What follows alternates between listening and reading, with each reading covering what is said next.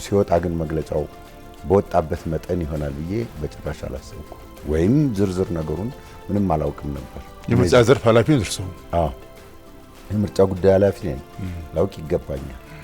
ቢያንስ እንዲህ አይነት ችግሮች አሉ መባል ነበረበት። እኛ በምርጫና በምርጫ ሰላማዊ ትግልን የመረጥነን በምርጫ ብቻ ነው ምንወዳደረው፣ ምናሸንፈው፣ ምንታገለው ብለን የገባ ነው። ስለዚህ መሄድ አለብን ብለን ምንችለውን ሁሉ አድርገን ሄደናል። ጎጃም ሄደናል፣ ጎንደር ሄደናል። ብዙ ሰዎች ነን። ያየነውን ሳናዛባ መመስከር አለብን።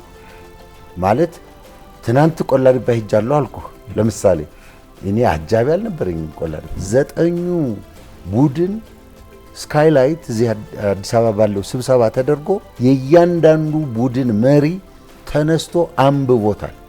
ያየውን በአካል ያየውን፣ በግሩፕ ያየውን፣ በሃይማኖት አባቶች በወጣቶች ያየውን ወጥቶ መስክሯል። ሌሎች አብረው የተነሱ አሉ። ስለሚመለከተኝ ውጭ ሆኜ ላጨበጭብ፣ ውጭ ሆኜ እንደሌላ ሰው ምን ማለት ነው ልል አልችልም። ሌሎች ጉዳዮች አሉ። ለምሳሌ የምርጫ ቦርድ 300 ሰዎች ተሰርዘውብናል የተባለው በትብብሩ አልተሰረዘም። 300 ሰው አልተሰረዘም።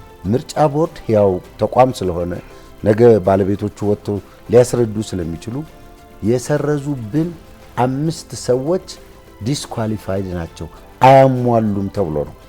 ሌላው የራሳችን አድሚን ወደ 20 ሰው በስተት ሰርዞብናል። የራሳችን አድሚን ወደ 20 ሰው ሰርዞብናል። እንዳጋጣሚ ከመሐከላችን የአንደኛው ፓርቲ ዘግይቶ ከእናት ፓርቲ ማለት ነው።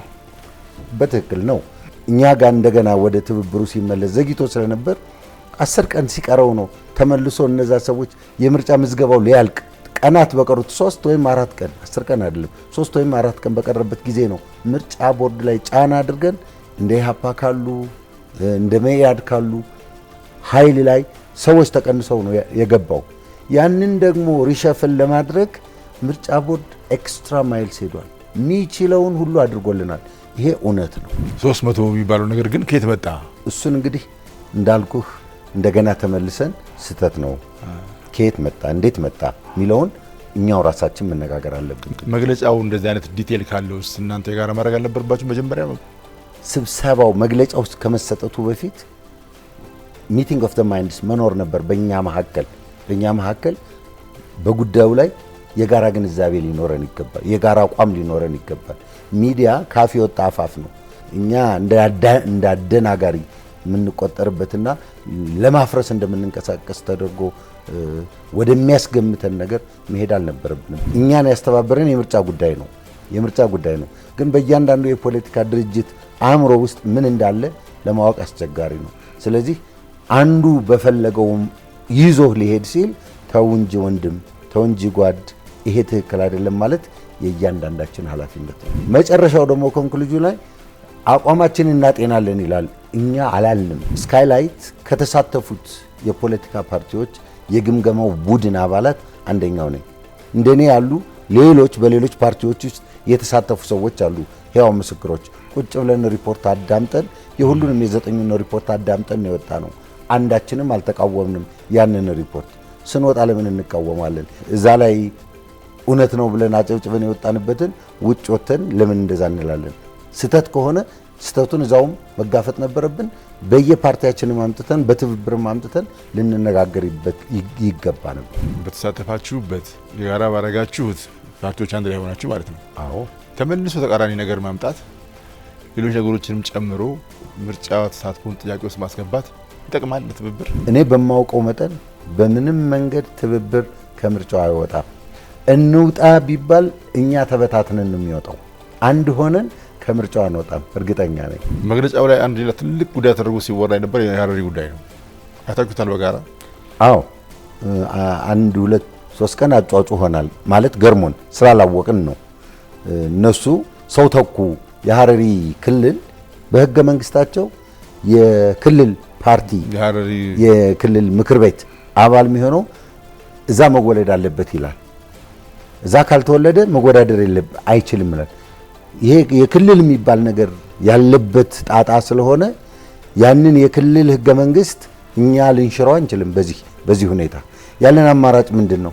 እንደምንም እዛ አካባቢ ያሉ አባላቶቻችን እዛ የተወለዱትን እንደምንም ብለን መተካት ነው። ተክተናል። ተክተናል፣ ስም ሰጥተናል። ከቅንጅት በአንድ ወቅት ኢንጂነር ኃይሉ ሻውል ያንቀሳቅሱት በነበረበት ጊዜ ከነበረው የሚዲያ ትንሽ ሞቅ ያለ እንቅስቃሴ ይሄኛው ደግሞ ሰፋ ያለ እንቅስቃሴ ተፈጥሯል። አክቲቭ ነበርኩ እኔ በዛኛው እንቅስቃሴ በቅንጅቱ እና እዚህ ላይ በእውነት አንደኛ ስለ እውነት እንመስክር። የምርጫ ቦርድ ኃላፊዎች